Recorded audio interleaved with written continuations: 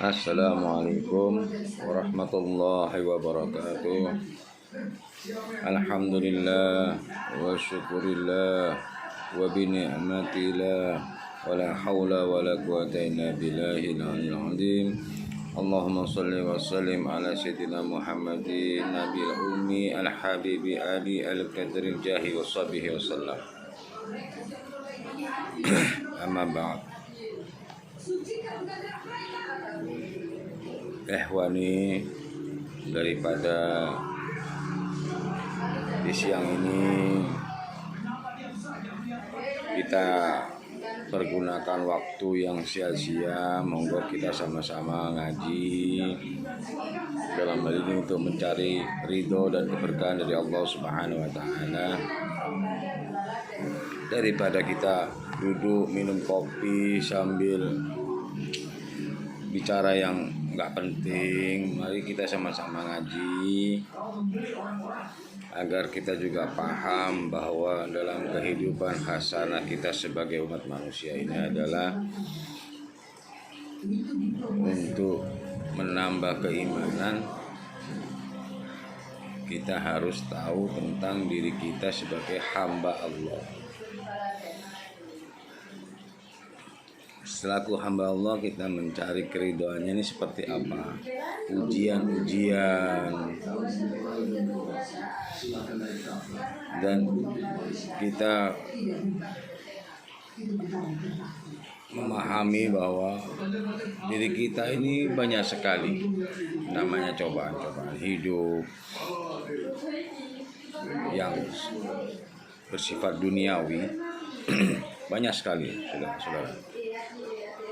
Baik itu cobaan kepada keluarga kita, harta kita, diri kita, dan sebagainya. Maka dari itu kita mengaji di dalam bab sabar.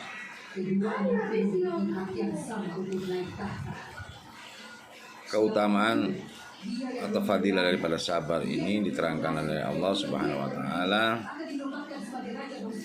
bahwa qala Allah taala ya ayyuhalladzina amanu asbiru wassabiru. Dalam surat Ali Imran Allah berfirman, qala Allah taala, Allah berfirman, ya ayyuhalladzina amanu asbiru wassabiru. Ya wahai orang-orang yang beriman, bersabarlah kamu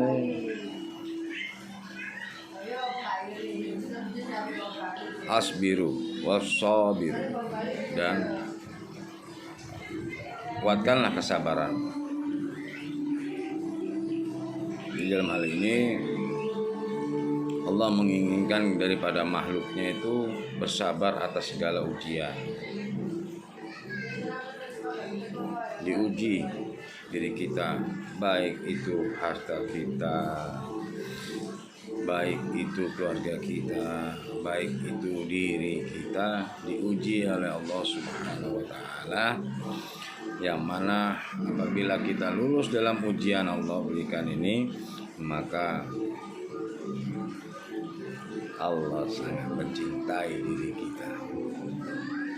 Allah sayang akan umatnya, hambanya yang bersabar.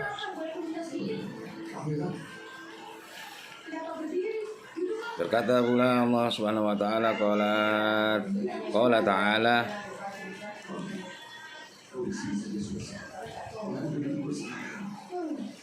wala nabluwakum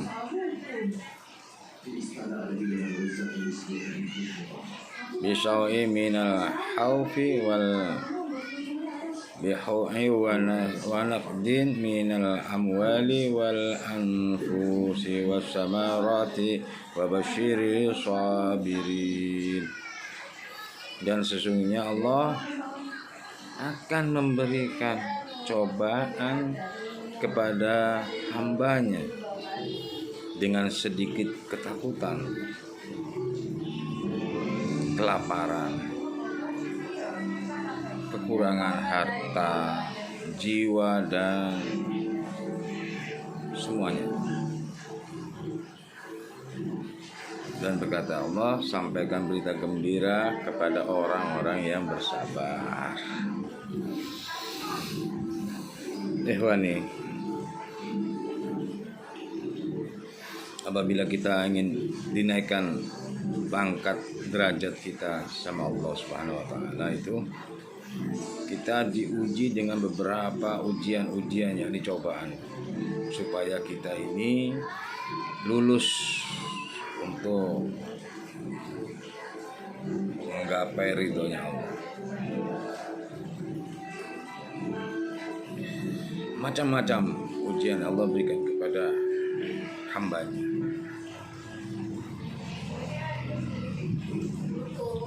Yang sehat tiba-tiba diberikan sakit,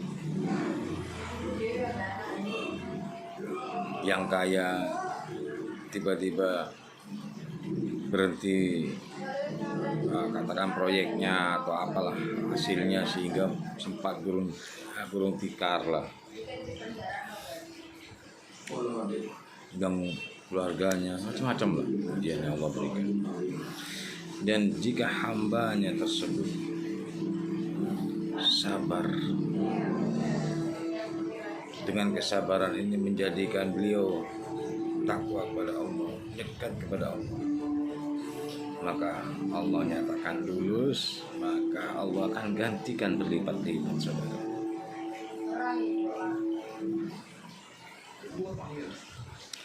Disinilah letak perbedaan hamba Allah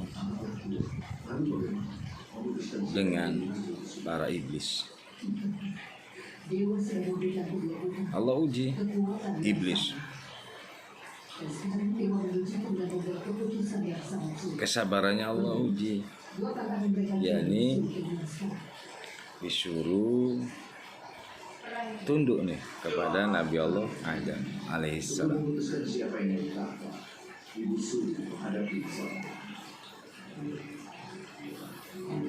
Karena kecongkakan, kesombongan daripada iblis, dia merasa dirinya adalah orang yang hebat. Akhirnya Allah timpakan kemurkaan.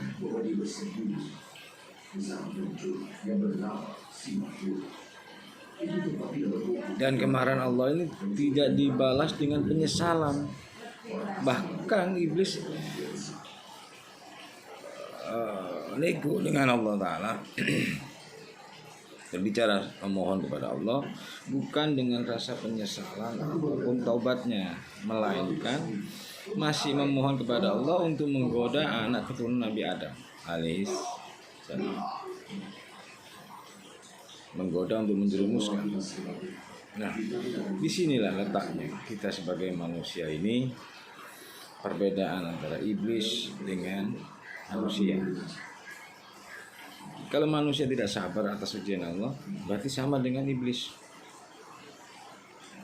Hatinya diliputi oleh nafsu, yang mana nafsu tersebut ditunggangi oleh iblis ataupun setan tersebut.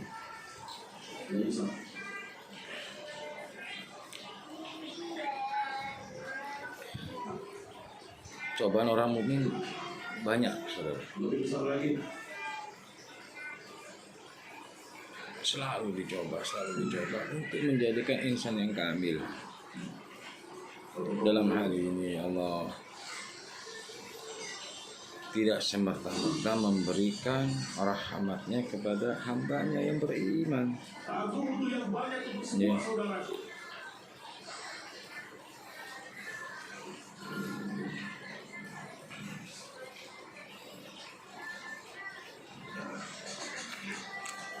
Dicoba, selalu dicoba dengan cobaan-cobaan yang sangat-sangat luar biasa. Baik itu ulama, baik itu pengusaha, baik itu manusia-manusia yang katakanlah sekelas sekelas yang penghasilan rendah pun sangat dicoba. Orang miskin katakan seperti itu, mohon maaf. Orang miskin, orang kaya, orang pejabat, mana pun selalu Allah coba. Itu namanya manusia, tetap selalu dicoba sama Allah, selalu diberikan cobaan-cobaan. Tetapi kalau kita bersabar dan bersyukur serta bertakwa kepada Allah, maka luluslah kita, naik lagi ke tingkat lagi, derajat kita dinaikkan. Yang miskin Allah berikan penghasilan bertambah, terus dicoba lagi, begitu terus sampai benar-benar dia diampuni oleh Allah segala dosa-dosanya dan diberikan kebaikan-kebaikannya kelak di yaumil qiyamah. Itu kalau kita sadar.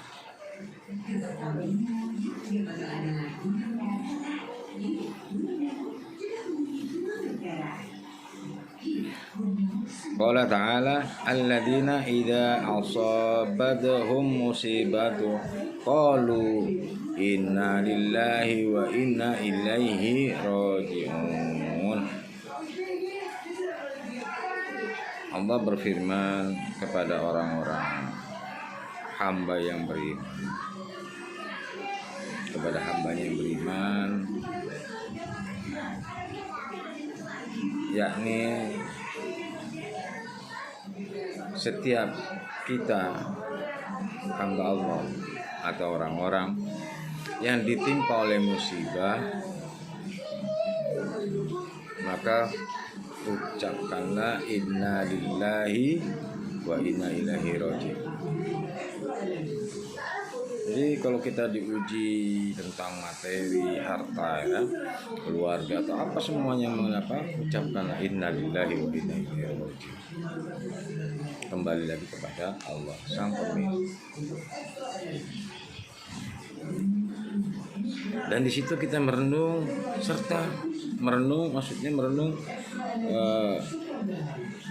mengaca apa ya kesalahan saya ya, dan perbaiki itu. Dan serta-merta kita harus memperbaiki kesalahan-kesalahan kita agar tidak terulang kembali.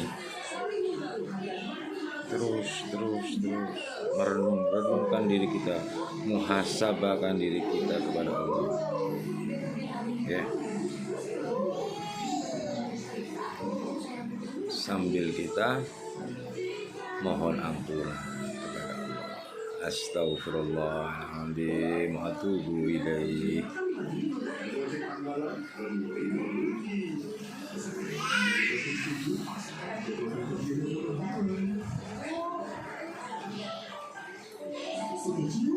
Karena Allah berfirman innama yuwaffas sabiru ajrohum bighairi hisab. Orang sabar itu pahalanya tanpa ada batasnya, unlimited. Pahalanya terus mengalir ya kalau dia bersabar. Lantas bermuhasabah diri dan selalu mendekatkan diri kepada Allah. Ini pahalanya terus mengalir bagaikan air yang mengalir.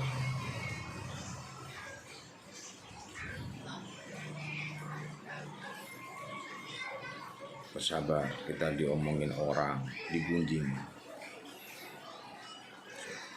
Kamu begini-begini, sabar. Sambil kita maafkan dan kita juga memohon maaf diri kita. Disitulah. Kalau diri kita selalu bersabar, Allah sayang dengan kita. Inna ma'as sabirin.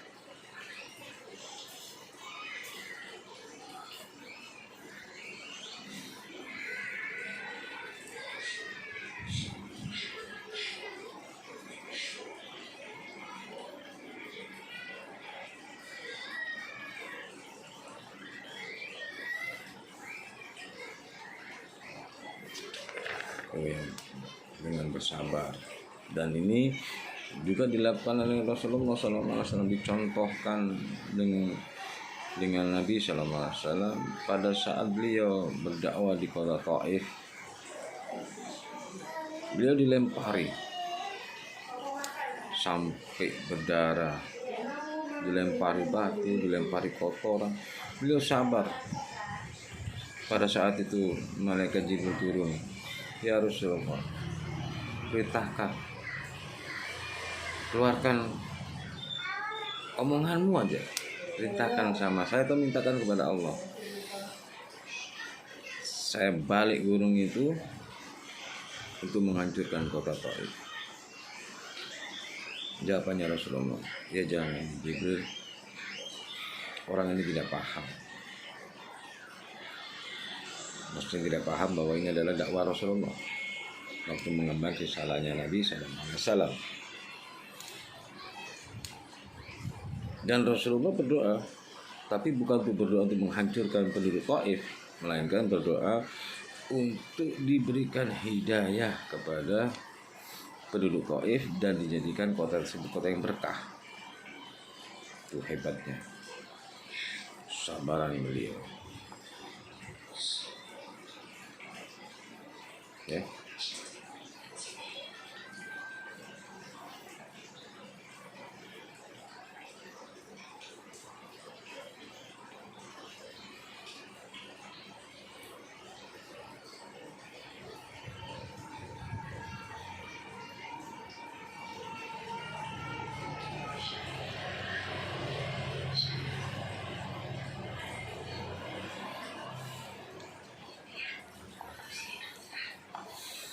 Sambil merokok dulu saudara.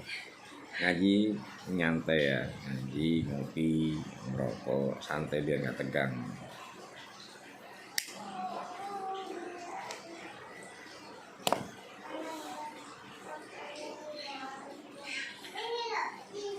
Dicontohkan pula oleh Sayyidatuna Fatimah Zahra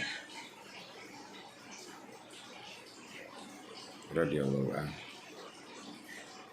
Semoga Allah meridhoi dan memberkahi putri Fatimah, putri Rasulullah SAW,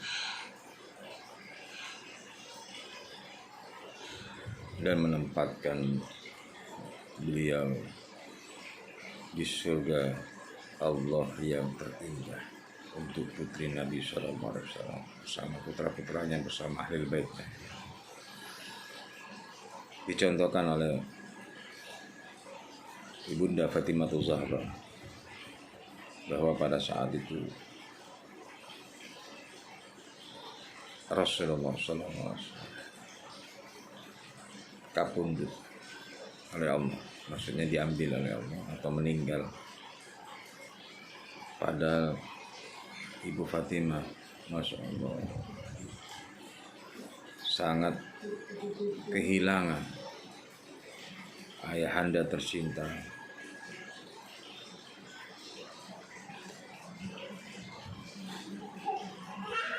Itu adalah cobaan yang berat bagi beliau. Cobaan yang sangat-sangat berat yang dilakukan oleh Putri Fatimah. Karena cobaan yang lain daripada itu, dia tidak makan, tabah. Dia tidak makan, bahkan makan dengan gandum yang busuk dia makan.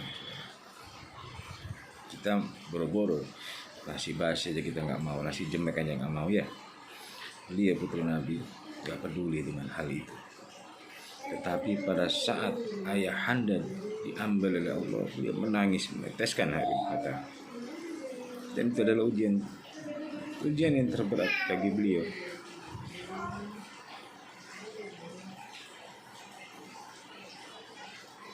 Dan beliau tabah menjalani hal tersebut, ikhlas, ridha,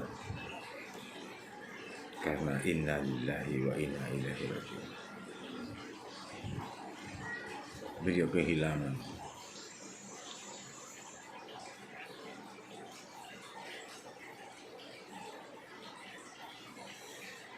bahkan pada saat sebelum Rasulullah diambil oleh Allah Subhanahu wa taala, dia membisikkan sesuatu hal di telinga putri tercinta tersebut.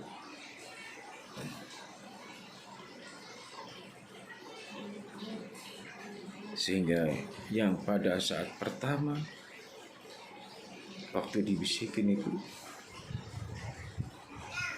Ibu Fatimah Zahra menangis.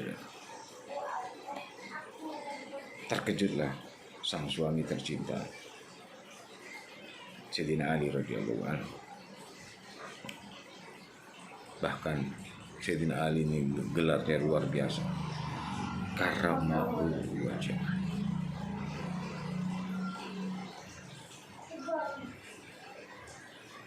Tercengang suami tercinta tersebut. Lantas bisikan kedua, menang. Ketawa Ibu Fatimah, saudara. Ketawa sehingga begitu selesai pemakaman Rasulullah, sang suami tersebut menanyakan hal itu kepada istrinya, Ibu Fatimah. Ya Fatimah, saya melihat engkau pada saat Rasulullah dalam posisi sakaratul maut, engkau dibisikin, yang pertama engkau menangis, lantas yang kedua engkau tertawa. Apa maksudnya?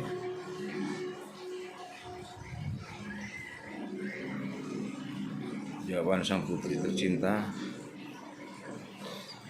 ya suamiku, aku menangis karena aku dibisiki oleh ayahku bahwa ayahku akan pulang ke sisi Allah, dan itu membuat aku sedih.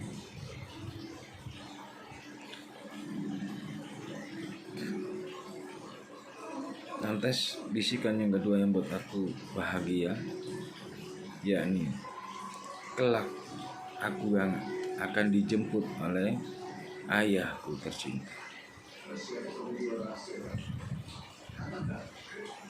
dan tidak akan terpisah selamanya. Irwani, saya kalau cerita tentang sirah nabawi, tergerak hati saya, tergerak roh saya,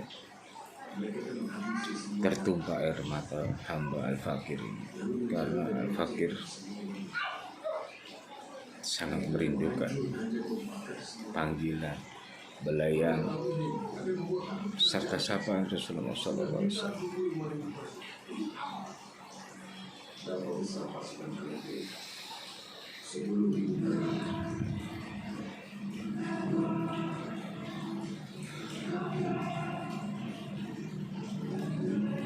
Jadi segala cobaan yang Allah berikan,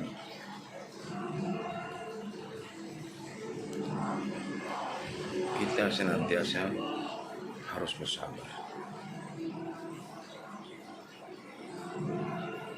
Anak kita diambil oleh Allah, kita tidak boleh menyesali, tidak boleh saudara. Tapi kita bersabar bahwa ini adalah kehendak Allah. Inna lillahi wa inna ilaihi. Istri kita, anak kita diambil oleh Allah. Selain melindungi rakyat, kita juga harus dan didoakan sebuah rencana untuk menyerang mereka. Pikirkan rencana penyerangan dilakukan.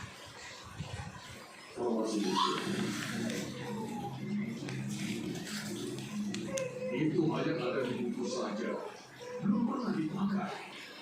Kau ini berperang dengan sesuatu yang belum pernah dipakai dari mereka. Maka dia tidak lagi juga tidak ada karena itu harus dipakai. Dan sabda Nabi SAW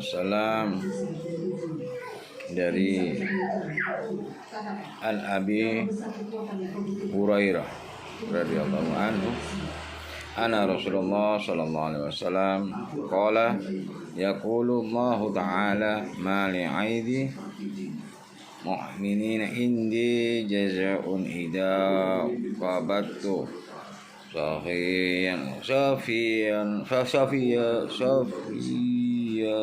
min ahli dunya thumma tasabbahu ilal jannah. Berkata dari Abu Hurairah radhiyallahu anhu bahwa Rasulullah SAW menerangkan, Allah Ta'ala berfirman, nggak ada balasan bagi orang-orang yang beriman kecuali surga. Maka kedua pangeran bersama dengan pasukan menyerang pemimpin musuh dari dua sisi. Dan butuh waktu seberapa kali Ya, doreng. untuk mempelajari cara musuh dari atas Yang telah diambil kekasihnya. Kekasih di sini maksudnya bisa keluarganya, bisa istri, bisa anak, bisa bapak, bisa ibu. Ahli dunia maksudnya di sini juga dengan semuanya hartanya. Dia bersabar, tidak ada balasan yang Allah berikan kecuali surga. Kalau dia bersabar dan mengharapkan pahala dari Allah. Ya.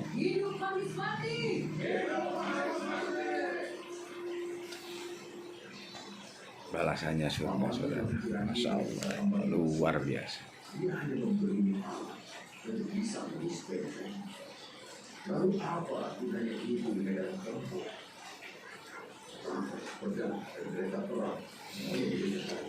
Al-Fakir teringat dengan kesabaran dari makhluk Allah yang paling sabar di dunia, yakni Nabi Allah Ayub alaihissalam. Paling sabar. Bahkan seluruh tubuhnya itu banyak belatung, banyak ulat ya, belatung, ulat lah. Dia bersabar terus. Udah diuji anaknya, diuji dirinya sendiri, dia bersabar hingga Nabi Allah Ayub alaihissalam tersebut, hingga pada saat waktu melakukan sholat pun ya ular tadi diambil dulu, saudara, ditaruh. Setelah selesai dia beribadah, dikembalikan lagi dia posisi. Subhanallah, itulah tandanya orang-orang yang sangat bersabar ya.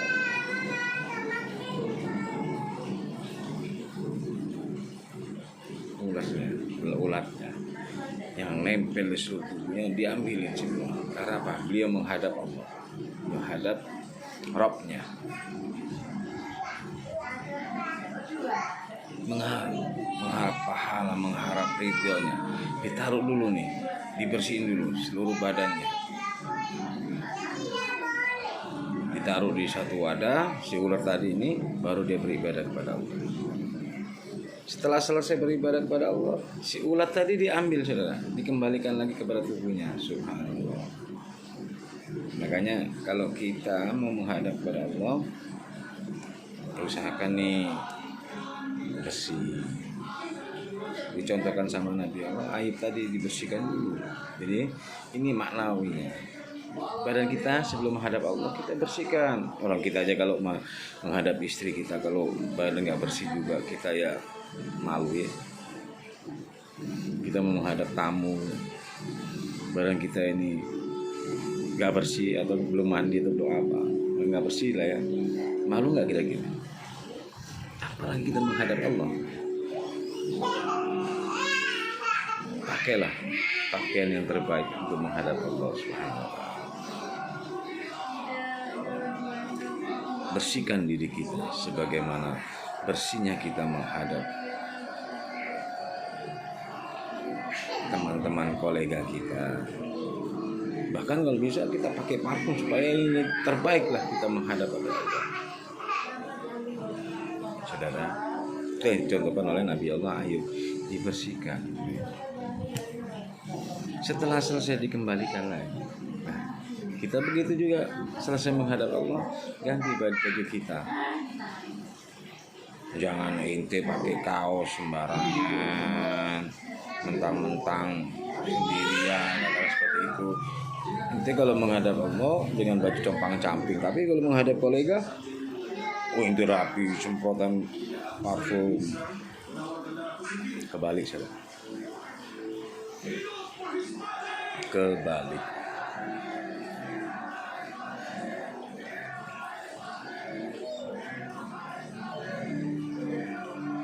Dan hal tersebut Allah gantikan dengan surga. Untuk sabar. Inilah kesempatan terakhir. Ini kesempatan terakhir Anda. Dan saudara kalian dan mati akan mengampuni kalian. Aku dengar kau menjanjikan dua Rabu yang bisa menanyakan akan menjadi neraka. Tapi jika mereka berbuat dan aku menjawab, dia bertanya bagaimana kalau dia yang menanyakan kami. Aku akan menentukan dan juga menentukan kerajaan itu.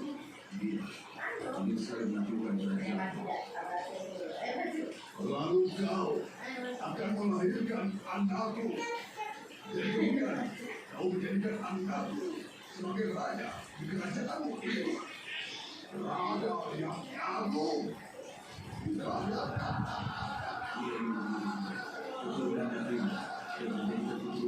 sebagai raja.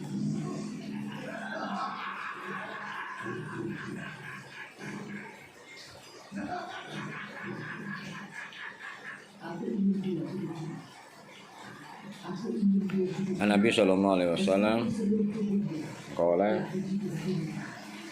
inna adimal jazai ma'indamil bala'i wa inna Allah ta'ala idza ahabba qaumab falahum faman radiya qalahu radiya falahu ridha wa man sahita falahu suhatu. Mohon maaf ya saudara, mata fakir ya sudah mulai agak tua mungkin ya, jadi agak kurang begitu bisa jelas melihat bahwa Nabi SAW bersabda sesungguhnya besarnya pahala itu tergantung besarnya ujian.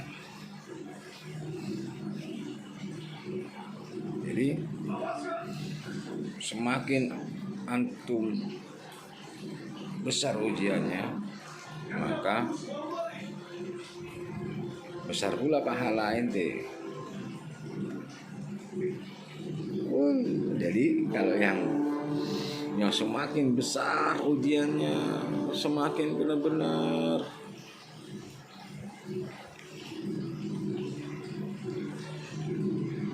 ujian kita yang di luar nalar kita, di luar apa kesulitan kita berat, maka di situ Allah menyiapkan pahala yang luar biasa. Contoh misal ada orang nih sakit, katakanlah stroke, dan ini katakan penyakit stroke ya, atau kena kanker lah ya, atau apapun lah ya bentuknya. Yang jelas di situ Allah SWT telah menyiapkan pahala yang sangat besar bagi hambanya yang bersabar.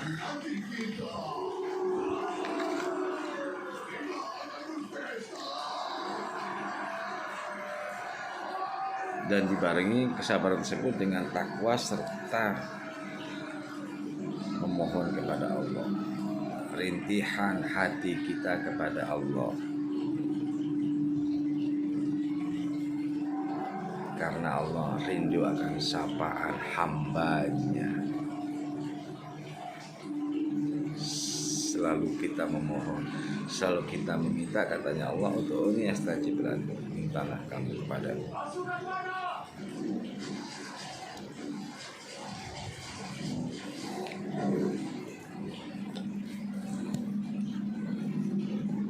Sambil maaf saudara. Alhamdulillah.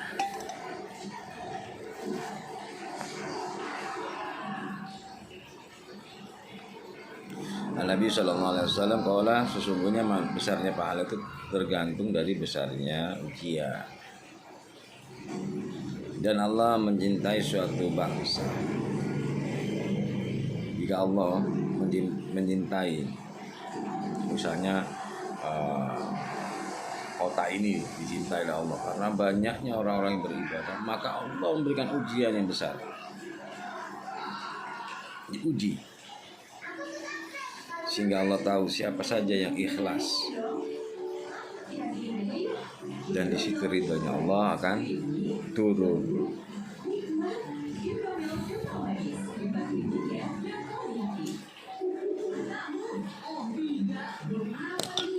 Ada kisah yang banyak terjadi saat ini, gempa, atau tsunami yang melanda negeri itu,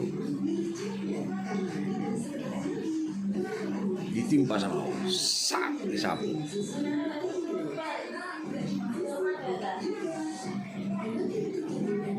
Itulah besarnya ujian Allah. Lantas keluarganya ditinggalkan, bersahabat, ikhlas.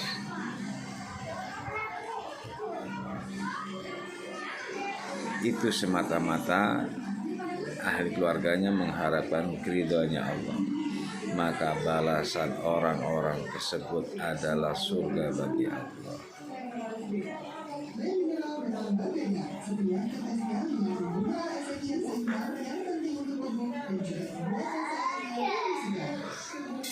Dan bagi yang musibah, yang meninggal, itu semata-mata Allah memberikan juga ridhonya, diberikan ridhonya dan diampuni dosanya.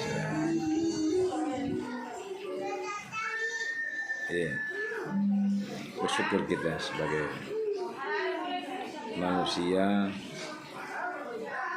yang senantiasa menjadi hamba yang beriman. Mari saudara, saat ini masih ada umur kita, ciptakan ketakwaan kita, ingat akan Allah Subhanahu wa taala, ingat akan dosa-dosa kita. Mari kita bermuhasabah diri kita atas segala dosa-dosa kita, dan kita senantiasa mintakan ampunan kepada Allah Subhanahu wa taala agar dosa-dosa kita, dosa orang tua kita, dosa anak istri kita dimaafkan oleh Allah. Demikian Al-Fakir